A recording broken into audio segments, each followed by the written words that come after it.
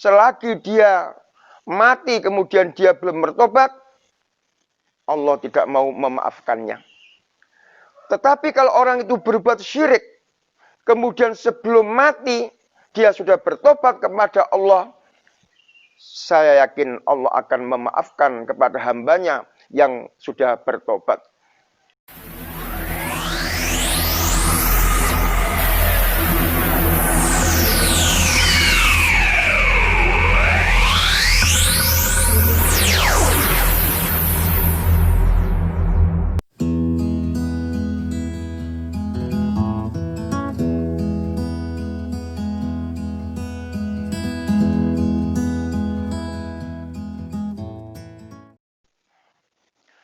Assalamualaikum warahmatullahi wabarakatuh.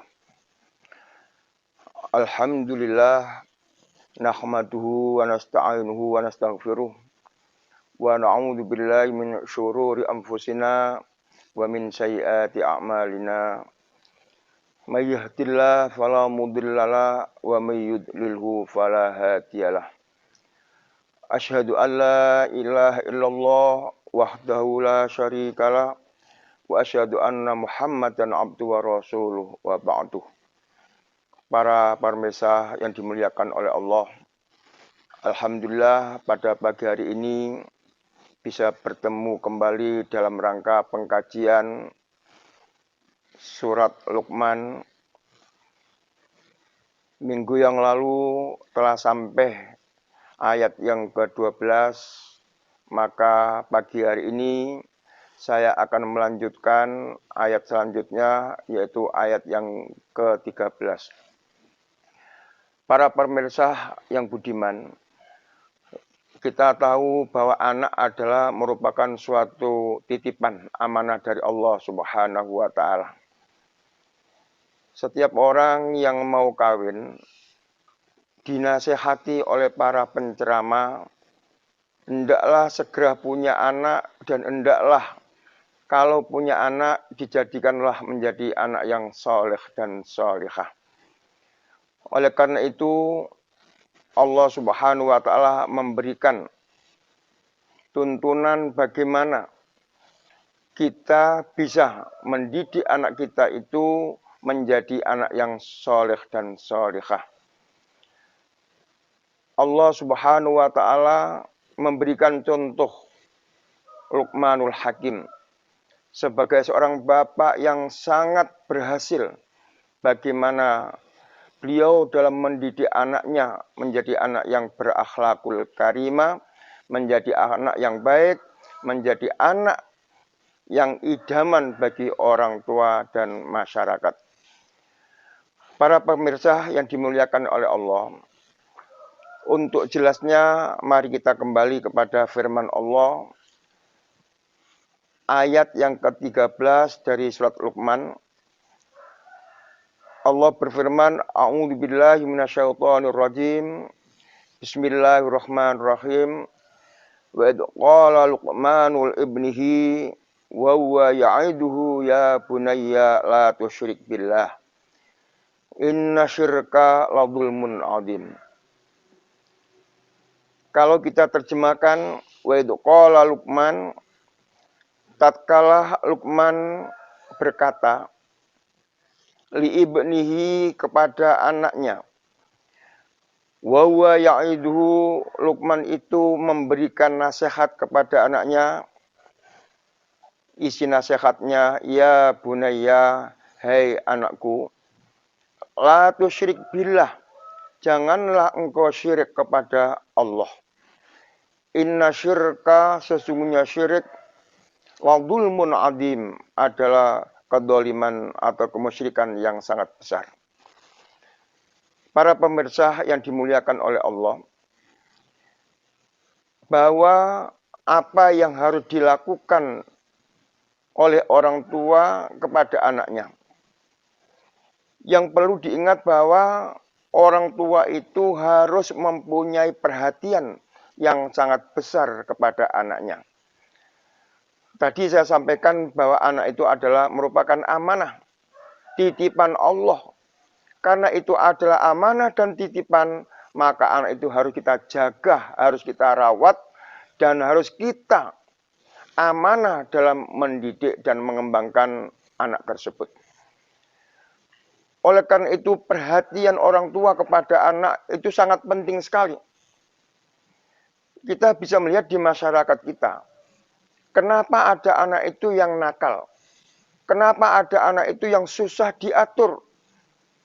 Kenapa anak-anak itu tidak taat kepada Allah dan kepada orang tua? Itu sebenarnya adalah kita harus bermuhasabah.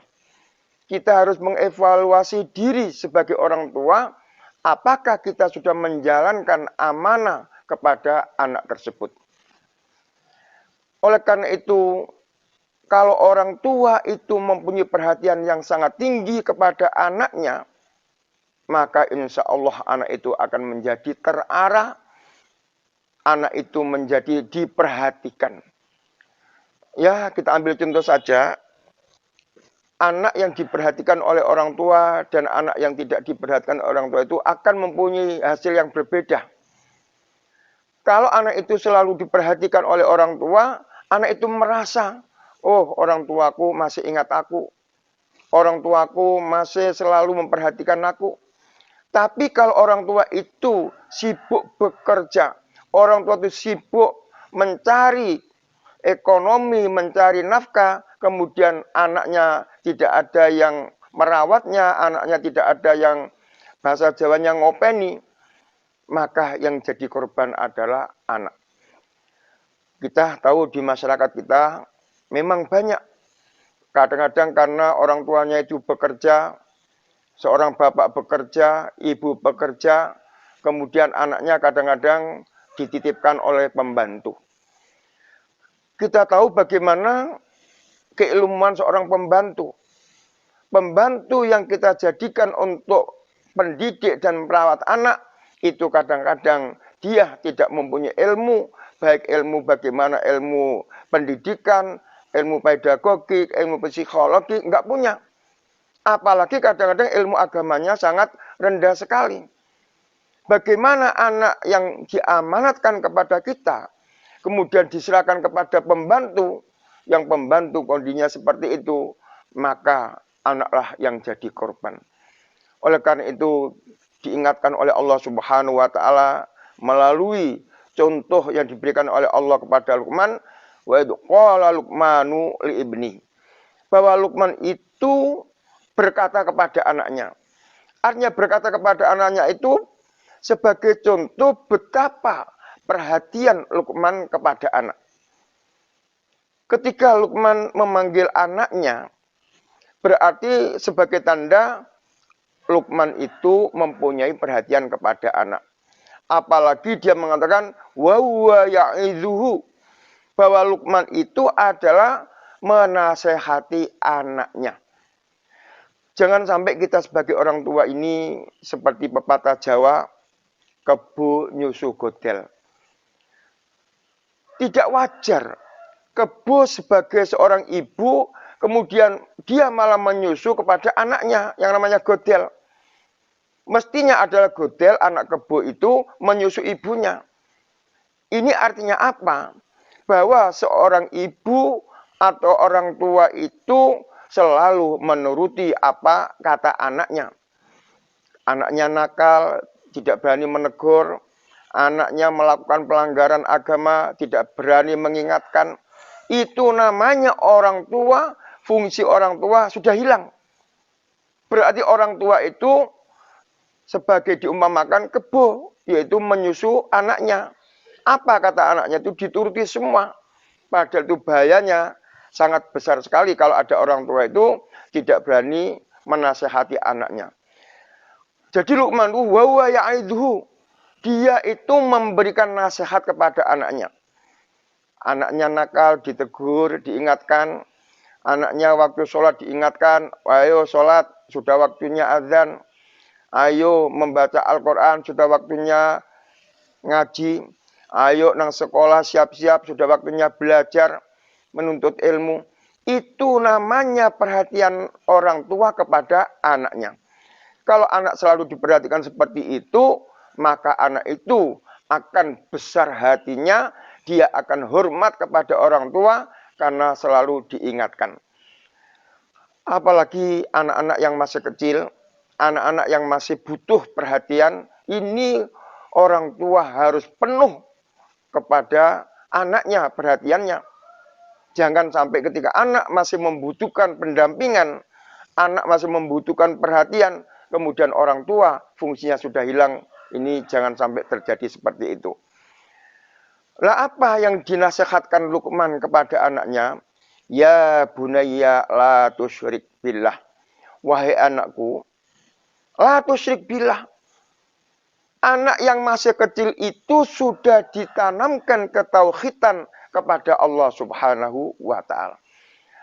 Anak yang masih kecil itu sudah didengarkan dengan kalimat-kalimat thayyibah. Berbeda dengan sekarang. Kalau anak-anak itu sekarang tidak lagi didengarkan dengan kalimat-kalimat thayyibah, kalimat-kalimat tauhid, tapi justru dinyanyikan dengan lagu-lagu yang merdu menurut orang tuanya dan enak dirasakan oleh anaknya. Tapi apa akibatnya? Kalau semenjak dini anak itu tidak ditanamkan ketauhidan, maka sebagai pondasi dasar anak itu tidak kuat, goyang. Tetapi kalau anak semenjak dini, semenjak usia dini sudah ditanamkan ketauhidan kepada Allah, ditanamkan keimanan kepada Allah, itu sebagai pondasi untuk memperkuat keyakinan anak kepada Allah Subhanahu wa ta'ala. Kita ambil contoh saja, kalau orang itu bikin rumah, tentu orang yang bikin rumah itu membuat pondasi yang kuat. Kalau pondasi rumah, kalau pondasi bangunan itu kuat, maka apa yang ada di atasnya bangunan itu tidak akan bisa gerak. Tidak akan oleng, apalagi sampai jatuh atau ambruk. Nggak mungkin karena kuat. Sehingga kalau bangunan itu pondasinya kuat, mau di tingkat berapapun akan kuat sesuai dengan kekuatan pondasi. Demikian juga anak. Jangan harapkan kita itu mempunyai anak yang baik. Jangan harapkan kita mempunyai anak yang ahli ibadah, yang mempunyai akhlakul karimah, kalau pondasinya itu enggak kuat. Jadi pondasi keimanan itu harus diperkuat, karena itu adalah dasar, asas. Kalau pondasinya kuat, saya yakin ibadahnya orang itu atau anak itu akan baik. Kalau orang itu keimanannya kuat, kemudian orang itu ahli ibadah, maka akan muncul yang namanya akhlak.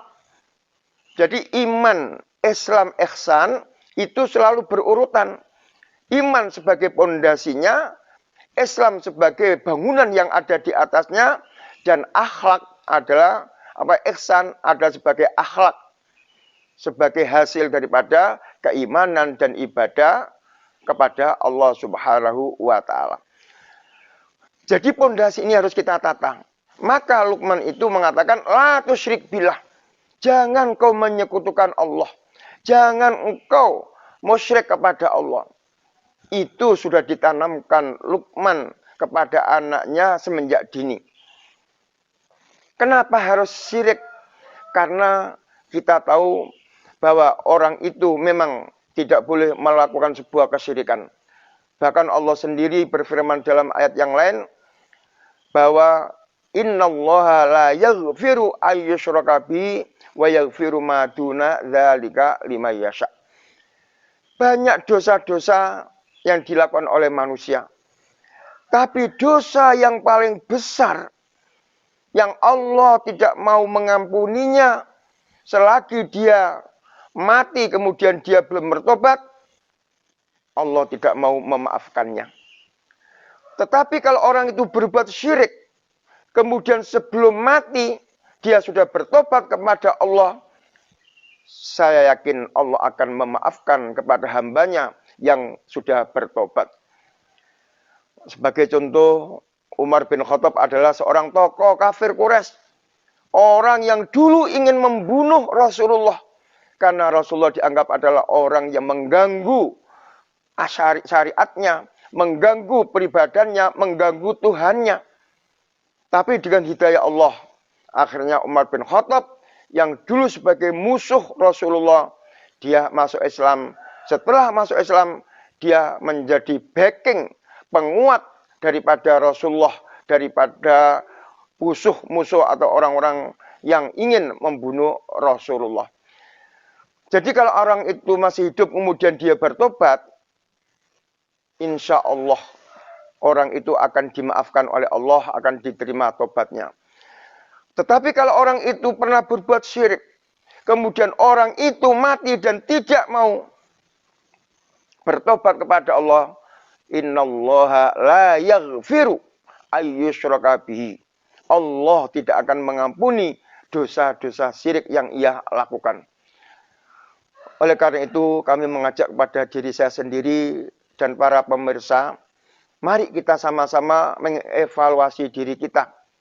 Apakah kita ini pernah melakukan perbuatan syirik? Yang kadang-kadang kita tidak merasa kalau kita melakukan perbuatan syirik. Contoh sederhana, untung tadi ada saya. Kalau tidak ada saya, pasti kamu sudah mati.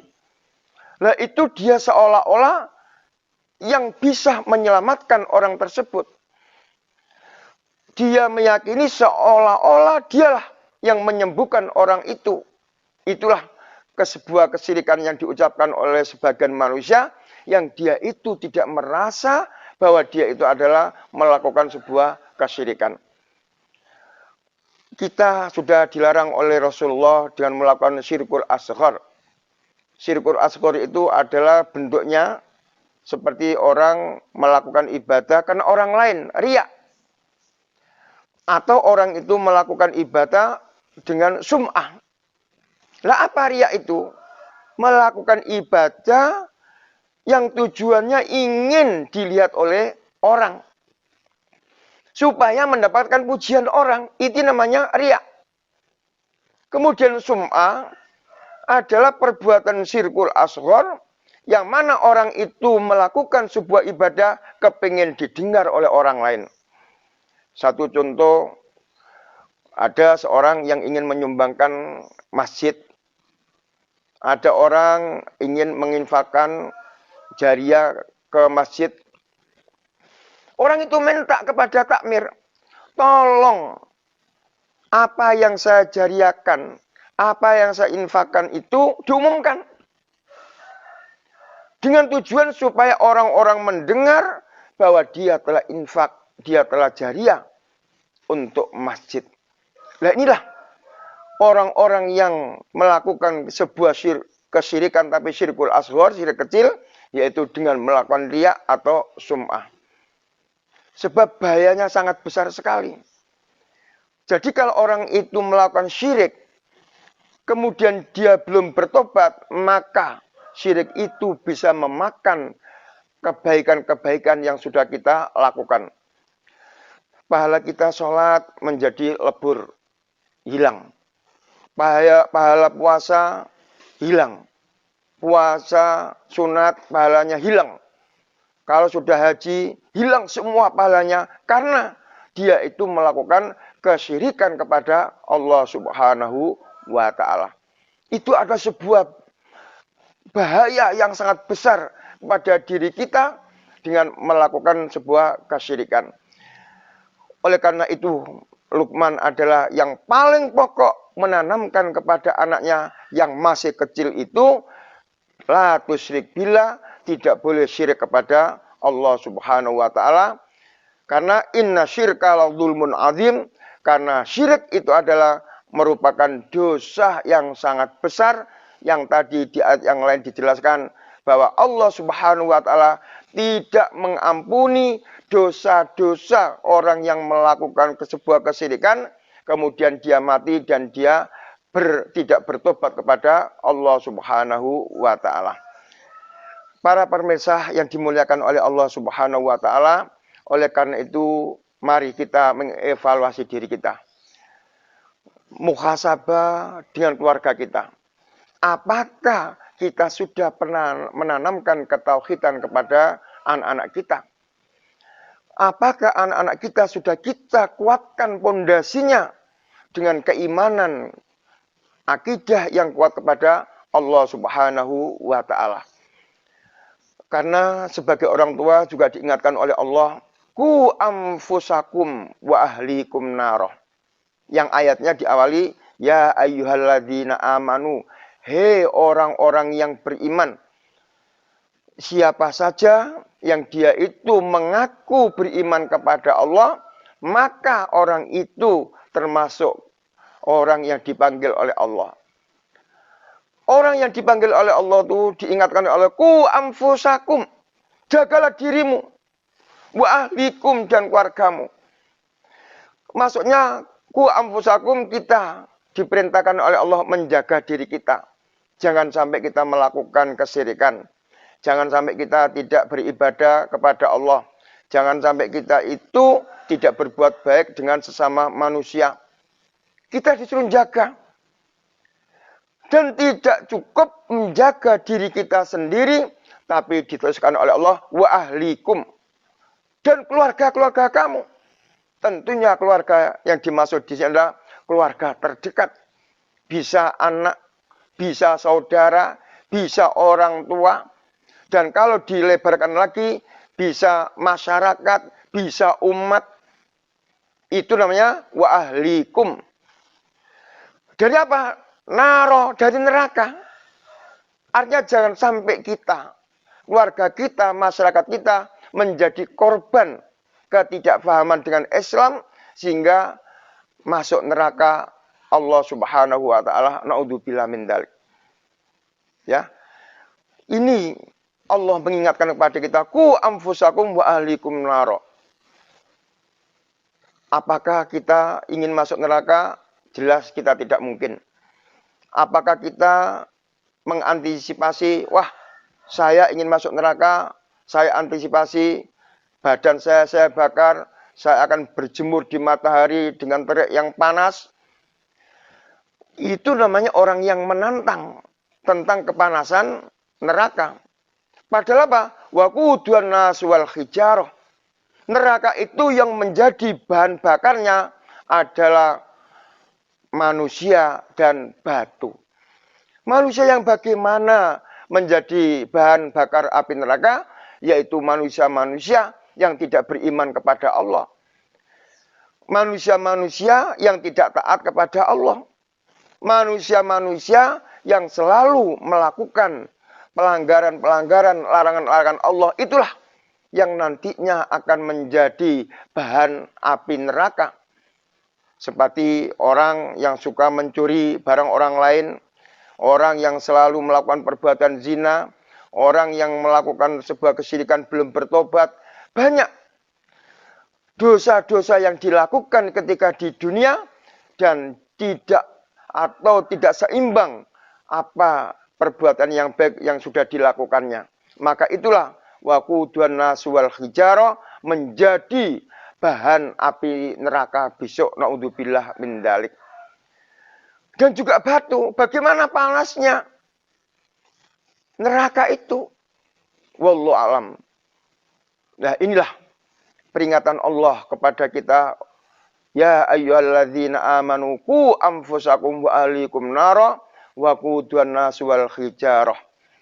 Ini mengingatkan kita kembali agar kita sebagai hamba Allah yang mukmin, sebagai hamba Allah yang muslim, ini adalah harus betul-betul menjaga dirinya, menjaga ahlinya, menjaga keluarganya, supaya diselamatkan dari api neraka. Nah, inilah isi daripada surat Luqman ayat 13 yang sangat penting bagi kita semua sebagai bagi orang tua, sebagai pendidik, sebagai tokoh masyarakat, sebagai pemimpin, hendaklah betul-betul mengutamakan ketauhidan kepada Allah Subhanahu wa Ta'ala. Insya Allah kalau orang itu bertauhid kepada Allah, mengesahkan Allah, tidak syirik, tidak melakukan kemunafikan, tidak melakukan sebuah pendustaan kepada Allah, kepada Rasulnya, kepada kitabnya, maka insya Allah kita akan diselamatkan oleh Allah Subhanahu wa Ta'ala dari api neraka. Barangkali sedikit inilah yang bisa kami sampaikan isi daripada surat Luqman ayat yang ke-13, dan insya Allah minggu depan akan kita lanjutkan kembali ayat yang ke-14, yaitu firman Allah, wa wassaynal insana biwalidayhi hamalathu ummuhu wahnan ala wahnin wa fisaluhu fi amaini anishkurli waliwalidayk ilayyal masir wa in jahadaka ala an tusyrika bi ma laisa laka bi ilmun fala tuti'huma wa sahibhuma fid dunya ma'rufa wattabi' sabila man anaba ilayya summa ilayya marji'ukum fa unabbi'ukum bima kuntum ta'malun. Ini akan saya sampaikan, akan saya jelaskan, akan saya tafsirkan untuk minggu yang akan datang insya Allah. Wabillahi taufiq wal hidayah. Wassalamualaikum warahmatullahi wabarakatuh.